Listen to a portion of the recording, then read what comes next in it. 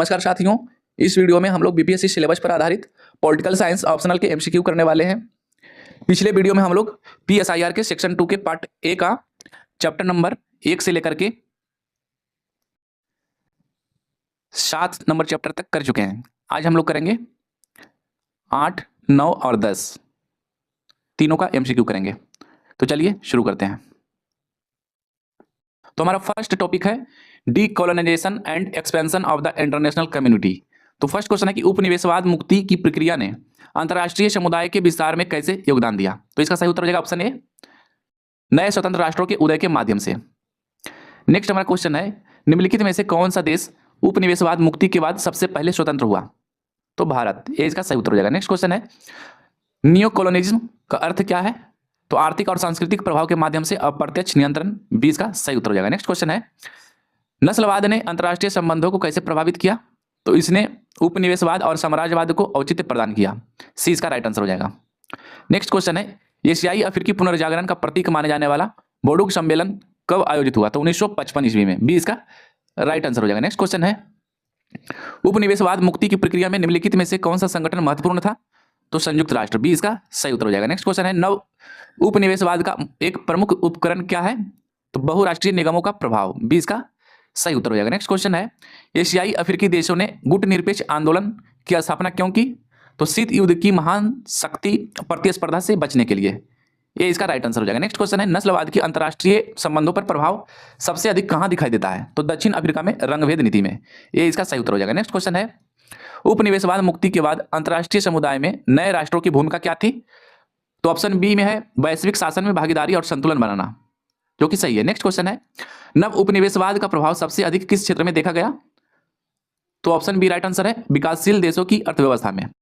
Next question है बोडुग सम्मेलन का मुख्य उद्देश्य क्या था। तो एशियाई अफ्रीकी देशों में एकता और सहयोग को बढ़ावा देना, ऑप्शन 20 का सही उत्तर हो जाएगा। नेक्स्ट क्वेश्चन है नस्लवाद ने उपनिवेशवाद मुक्ति की प्रक्रिया को कैसे प्रभावित किया।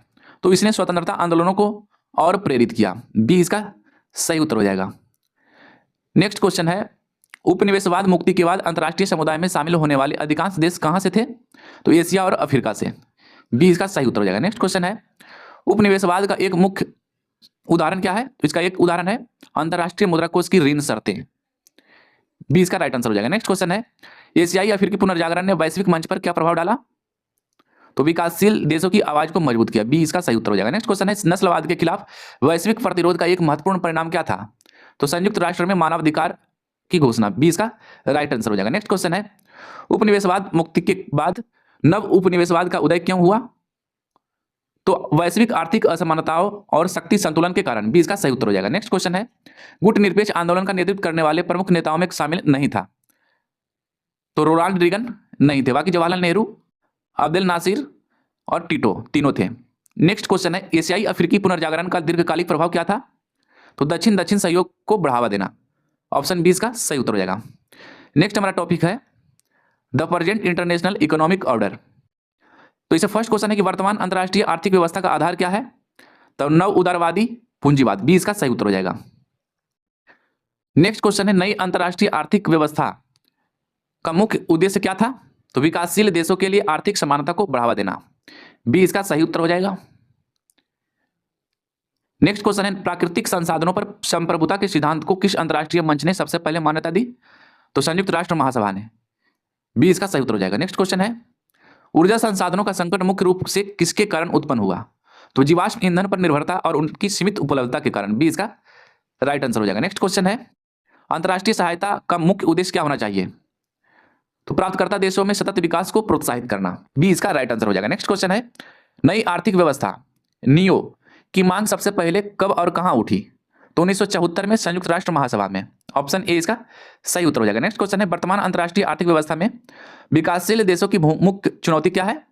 तो वैश्विक व्यापार नियमों में असमानता, 20 का राइट आंसर हो जाएगा। नेक्स्ट क्वेश्चन है प्राकृतिक संसाधनों पर संप्रभुता का सिद्धांत किससे चुनौती देता है। तो बहुराष्ट्रीय निगमों के नियंत्रण को, 20 का राइट आंसर हो जाएगा। नेक्स्ट क्वेश्चन है ऊर्जा संकट का वैश्विक अर्थव्यवस्था पर सबसे गंभीर प्रभाव क्या है।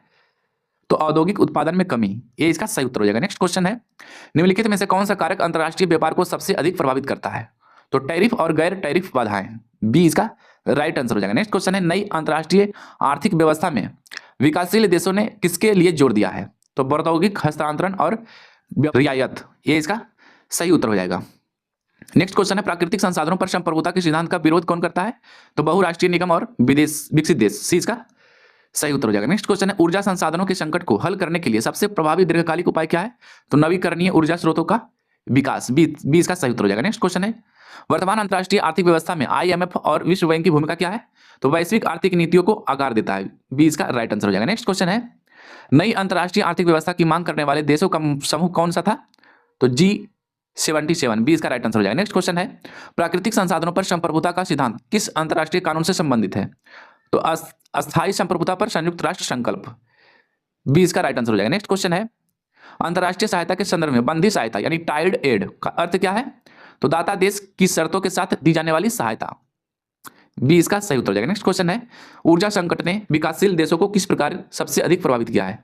तो औद्योगिकरण की गति को धीमा करके, ये इसका सही उत्तर हो जाएगा। नेक्स्ट क्वेश्चन है नई अंतर्राष्ट्रीय आर्थिक व्यवस्था यानी नियो के लिए संघर्ष में विकासशील देशों की मुख्य मांग क्या थी? तो कच्चे माल की कीमतों पर नियंत्रण, बी इसका राइट आंसर हो जाएगा। नेक्स्ट क्वेश्चन है वर्तमान अंतर्राष्ट्रीय आर्थिक व्यवस्था में असमानता का मुख्य कारण क्या है?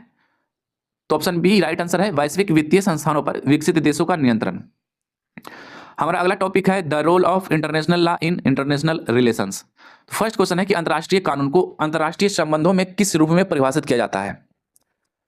तो ऑप्शन बी इसका सही उत्तर है राज्यों और अन्य अंतर्राष्ट्रीय संस्थाओं के बीच व्यवहार को नियंत्रित करने वाले नियमों का समूह। नेक्स्ट क्वेश्चन है अंतर्राष्ट्रीय कानून की प्रकृति के बारे में निम्नलिखित में से कौन सा कथन सही है? तो ऑप्शन बी यह राज्यों पर बाध्यकारी है लेकिन इसमें कोई प्रवर्तन तंत्र नहीं है। नेक्स्ट क्वेश्चन है अंतर्राष्ट्रीय न्यायालय का मुख्य कार्य क्या है? तो ऑप्शन ए इसका सही उत्तर है राज्यों के बीच विवादों का निपटारा, ये इसका सही उत्तर हो जाएगा, राज्य या राष्ट्र। नेक्स्ट क्वेश्चन है अंतर्राष्ट्रीय कानून में सॉफ्ट लॉ का क्या अर्थ है? तो इसका सही उत्तर ऑप्शन ए हो जाएगा गैर बाध्यकारी नियम और दिशा निर्देशों जो राज्यों को प्रभावित करते हैं। नेक्स्ट क्वेश्चन है अंतर्राष्ट्रीय न्यायालय के फैसले किसके लिए बाध्यकारी है? तो इसका सही उत्तर हो जाएगा ऑप्शन बी केवल उन देशों के लिए जो विवाद के पक्षकार है और सहमति देते हैं। नेक्स्ट क्वेश्चन है अंतर्राष्ट्रीय कानून का प्रमुख स्रोत निम्नलिखित में से कौन सा है? तो अंतर्राष्ट्रीय संधियां और समझौते, बी इसका सही उत्तर हो जाएगा। नेक्स्ट क्वेश्चन है अंतर्राष्ट्रीय न्यायालय में निम्नलिखित में से कौन सा मामला विचारार्थ नहीं लिया जा सकता है? तो ऑप्शन बी इसका राइट आंसर है किसी देश की आंतरिक नीतियों से संबंधित मामला। नेक्स्ट क्वेश्चन है अंतर्राष्ट्रीय संबंधों में अंतर्राष्ट्रीय कानून की भूमिका को कमजोर करने वाला प्रमुख कारक क्या है? तो ऑप्शन ए इसका राइट आंसर है राज्यों की संप्रभुता और राष्ट्रीय हित। नेक्स्ट क्वेश्चन है अंतर्राष्ट्रीय न्यायालय के न्यायाधीशों की नियुक्ति कैसे होती है? तो संयुक्त राष्ट्र महासभा और सुरक्षा परिषद द्वारा, ये इसका सही उत्तर हो जाएगा। नेक्स्ट क्वेश्चन है निम्नलिखित में से कौन सा कथन अंतर्राष्ट्रीय कानून और ICJ के संबंध में सही नहीं है? तो ए में है ICJ केवल राज्यों के बीच या राष्ट्रों के बीच विवादों को सुनता है, व्यक्तियों के मामलों को नहीं सुनता है। बी में है अंतर्राष्ट्रीय कानून का पालन सभी देशों के लिए अनिवार्य है, और सी में है ICJ सलाहकारी राय दे सकता है, और डी में है ICJ के फैसले का प्रवर्तन संयुक्त राष्ट्र सुरक्षा परिषद पर निर्भर करता है। तो ऑप्शन बी में है अंतर्राष्ट्रीय कानून का पालन सभी देशों के लिए अनिवार्य है, सही नहीं है। तो यहां तक देखने के लिए आप लोगों का बहुत बहुत धन्यवाद। मिलते हैं अगले वीडियो में।